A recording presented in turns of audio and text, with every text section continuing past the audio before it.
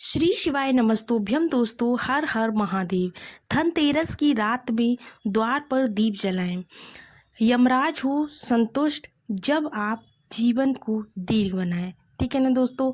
तो धनतेरस का जो दीपक होता है उसको किसके लिए जलाया जाता है, धनतेरस पर जो दीपक है वो कब जलाएं, कैसे जलाएं, किस तरह से जलाएं, कहाँ पर रखें, सारी जानकारी आपको पूरी इस वीडियो में मिलने वाली है दोस्तों।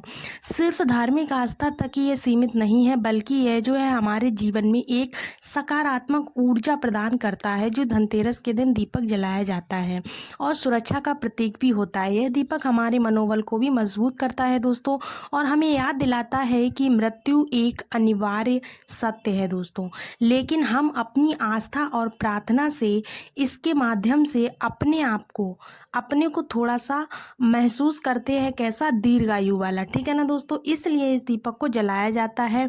तो आप लोग बिल्कुल भी गलती ना करें इस दीपक को जलाने में। हम यहाँ पर आपको पूरी जानकारी देने वाले हैं दोस्तों। इस दीपक को जलाने से दोस्तों सभी सदस्य घर के निरोगी और दीर्घायु होते हैं। धनतेरस की रात को घर के मुख्य द्वार पर दक्षिण दिशा की ओर यह दीपक जलाना अनिवार्य माना जाता है दोस्तों, क्योंकि दक्षिण दिशा जो है यमराज की दिशा मानी जाती है। किसकी मानी जाती है? यमराज की। ऐसा कहा जाता है कि एक दीपक जो ये यमराज के क्रोध को शांत करता है और अकाल मृत्यु के भय को भी दूर भगाता है दोस्तों। और जो इस दीपक को सच्चे मन से जलाता है दोस्तों, उस पर यमराज जी की विशेष कृपा होती है। यमराज जी जो मृत्यु के देवता माने जाते हैं, इस दीपक के प्रकाश से प्रसन्न होकर वो परिवार के सभी सदस्यों को दीर्घायु प्रदान करते हैं दोस्तों, और स्वस्थ जीवन का आशीर्वाद भी प्रदान करते हैं। तो आपको इस दीपक को दक्षिण दिशा की तरफ ही जलाना है। धनतेरस की रात यम दीपक जलाने से पूरे वर्ष भर परिवार के सदस्यों की अकाल मृत्यु से रक्षा होती है। हालांकि इस पवित्र क्रिया को संपन्न करने के लिए यानी यम दीपक जलाने के लिए आपको कुछ सावधानियों का पालन करना ज़रूरी है दोस्तों। सही तरीके से दीपक जलाने से आपको पूरा फल प्राप्त होता है। यमराज आपसे प्रसन्न होते हैं, उनकी कृपा दृष्टि आपको प्राप्त होती है दोस्तों। हमारे घर का वातावरण भी सकारात्मक और शुभ बन जाता है दोस्तों। तो चलिए अब आपको बताते हैं कि यम दीपक किस प्रकार से जलाया जाता है दोस्तों।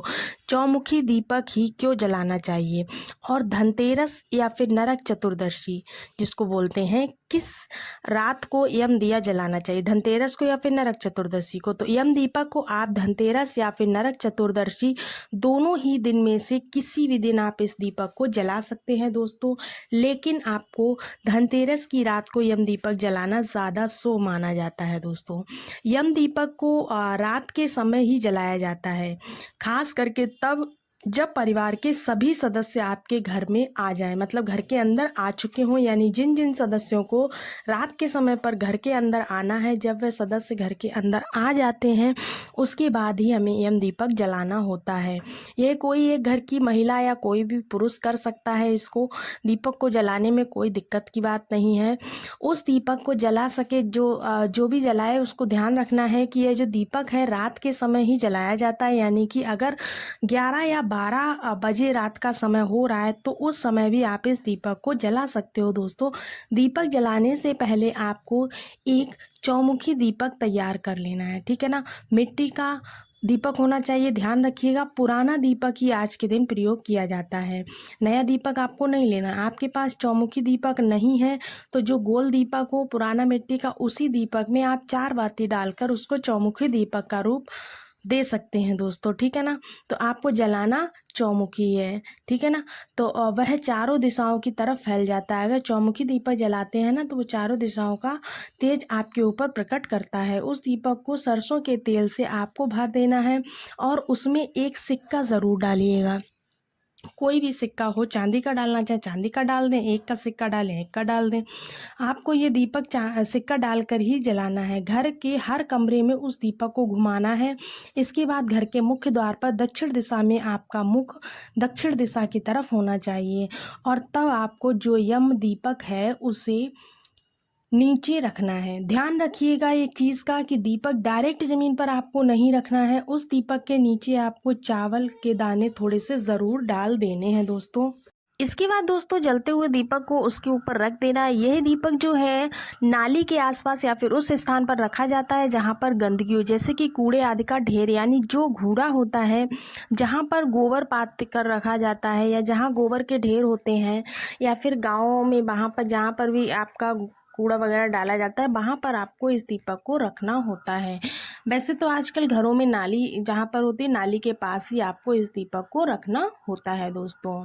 इस दीपक को जलाने के पीछे एक कहानी है, जो कि कार्तिक मास के कृष्ण पक्ष की त्रयोदशी तिथि की शाम के समय दक्षिण दिशा में उन्होंने कहा था कि मेरे नाम से जो दीपक जलाएगा यमराज ने, कि उसे अकाल मृत्यु से मुक्ति मिल जाएगी। इसी कारण हर साल इस दिन यम दीपक जलाने की प्रथा चली आ रही है दोस्तों। यम दीपक जलाने के बाद जो सबसे खास सावधानी आपको बरतनी है वो क्या है, तो वो यह है कि अगले दिन सुबह सवेरे जब आप से ही आप उठते हैं, उठने के बाद दीपक आपने जिस जगह जलाया था उसका विसर्जन आपको कर देना है। यदि दीपक में आधी जली हुई बाती है तो उस आधी जली हुई बाती सहित आपको उस दीपक का विसर्जन करना होता है दोस्तों। आपने घर से दूर कहीं पर भी विसर्जित कर सकते हैं, खास तौर पर किसी चौराहे आदि की जगह पर आपको इसको फेंक देना होता है। और जो एक का सिक्का डाला था उसे आप किसी चौराहे पर रख कर आएँ। घर में आपको यम दीपक से जुड़ी हुई कोई भी अगर सामग्री नहीं लानी है, दीपक के नीचे जो अक्षत थे उनको भी आपको बाहर ही डाल देना है, घर के अंदर नहीं लानी है दोस्तों।